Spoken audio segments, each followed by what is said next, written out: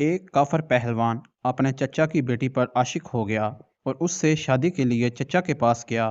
چچا جو کہ حبشہ کا بادشاہ تھا، اس نے کہا میری ایک شرط ہے، مدینے میں میرا ایک دشمن رہتا ہے جس کا نام علی بن ابی طالب ہے، اس کا سر لے آؤ تو میری بیٹی تمہاری ہوگی۔ وہ فوراً گھوڑے پر مدینہ روانہ ہوا۔ رستے میں اس کو بسم اللہ الرحمن الرحیم حضرت علی رضی اللہ تعالیٰ عنہ اور فتح پہلوان کا واقعہ ایک وقت ایسا بھی آیا تھا کہ حضرت امام علی رضی اللہ تعالیٰ عنہ سے مقابلہ کرنے کے لیے ایک طاقتور پہلوان فتح کو بہت بڑا لالچ دے کر بلایا گیا تھا، جو کہ 400 پہلوانوں جتنی طاقت رکھتا تھا۔ فتح پہلوان کون تھا، اس کو کیا لالچ دیا گیا تھا اور کس نے دیا، اور اس پہلوان سے حضرت علی رضی اللہ تعالیٰ عنہ نے کیسے مقابلہ کیا تھا، یہ پورا واقعہ تفصیل سے ہم آپ کو بتائیں گے۔ تبوک کے قریب ایک قبیلہ آباد تھا۔ اس قبیلے کا ایک سردار تھا جو کہ اس حصے کا بادشاہ بھی تھا اور حضرت امام علی رضی اللہ عنہ سے بہت بغض و حسد رکھتا تھا اور کافر تھا۔ اس نے حضرت علی رضی اللہ تعالیٰ عنہ کو قتل کروانے کے لیے ایک منصوبہ بنایا اور الگ الگ ملکوں سے طاقتور پہلوان بلوائے اور ان پہلوانوں کی آپس میں کشتی کروائی۔ 400 پہلوان ان سبھی کی آپس میں کشتی کروائی۔ 400 میں سے 200 نکلے، پھر ان 200 پہلوانوں کی کشتی کروائی۔ ان میں سے 100 نکلے، پھر ان 100 پہلوانوں کی آپس میں دوبارہ کشتی کروائی۔ ان میں سے 50 نکلے، پھر ان کی کشتی کروائی۔ ان میں سے 25 نکلے۔ ایسا کرتے کرتے ان میں سے صرف 2 رہ گئے اور ان دونوں کی آپس میں کشتی کروائی، جن میں سے ایک جیت گیا۔ جو پہلوان جیت چکا تھا اس کا نام فتح تھا۔ یہ پہلوان 400 پہلوانوں کو ہرا کر جیت چکا تھا۔ بادشاہ بہت متاثر ہوا اور کچھ دن فتح کو آرام کروایا، پھر اسے بلایا۔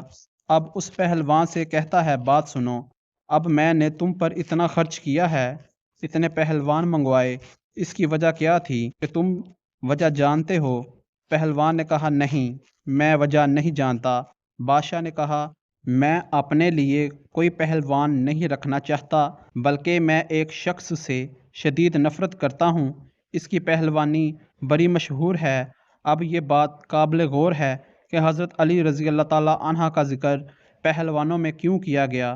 اس بادشاہ کے کہنے پر اس کے دربار میں جو تحریر کار تھا، اس نے حضرت امام علی رضی اللہ تعالیٰ عنہ کے بارے میں یہی لکھا تھا کہ وہ بہت بڑا پہلوان ہے، طاقتور ہے۔ اس لیے بادشاہ نے بھی فتح کو یہی کہا کہ علی ایک پہلوان ہے اور تم اس سے مقابلہ کرو، اس کے ساتھ جنگ کرو، اسے قتل کر کے اس کا سر میرے پاس لے آؤ۔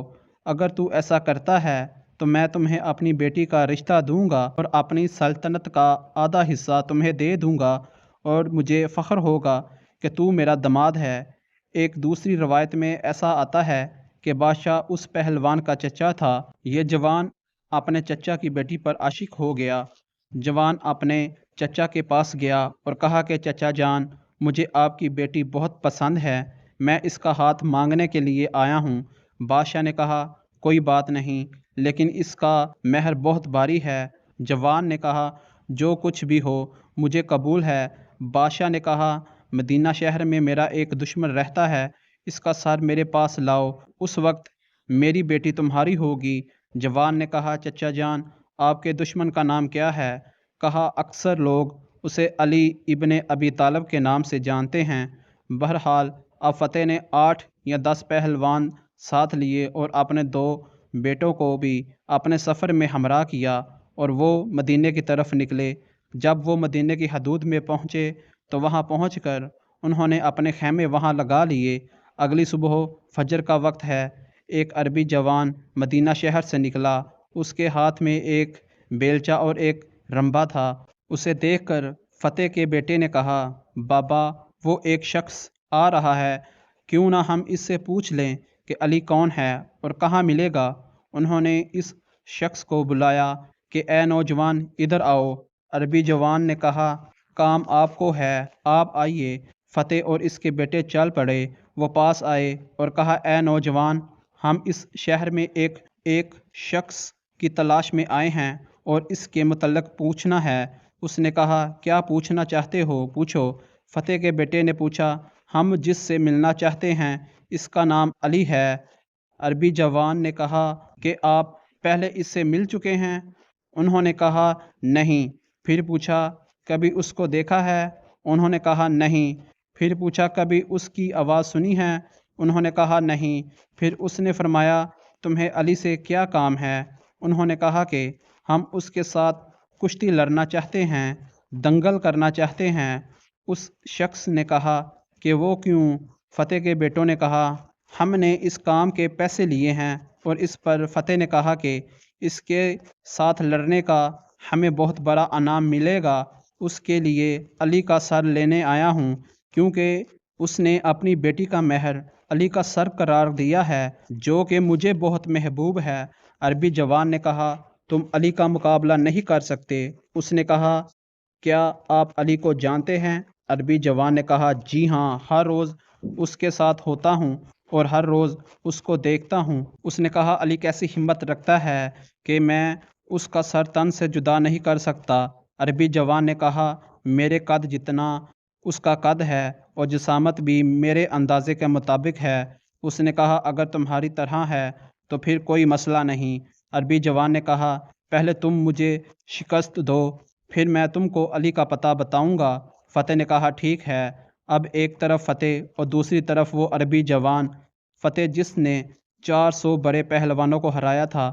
فتح نے کہا کہ کس ہتھیار سے لڑنا چاہتے ہو؟ نوجوان نے فرمایا جو تمہاری مرضی۔ اس نے کہا اچھا، تلوار تو آپ کے پاس ہے؟ نہیں۔ نوجوان نے فرمایا تو تلوار چھوڑ دے، میرے پاس بیلچہ ہے، تو تلوار سے لڑ، میں بیلچے سے لڑتا ہوں۔ میری طرف یہ بیلچہ تیری تلوار کا مقابلہ کرے گا۔ فتح اونچی آواز میں ہنسا اور کہا کیا تم اس فعل سے مجھے شکست دو گے؟ بس تیار ہو جاؤ، لگتا ہے بڑے بہادر ہو۔ اگر تم اتنے بہادر ہو تو وہ علی کتنا بہادر ہوگا۔ شمشیر کو نیام سے نکالا، پھر پوچھا کہ تمہارا نام کیا ہے؟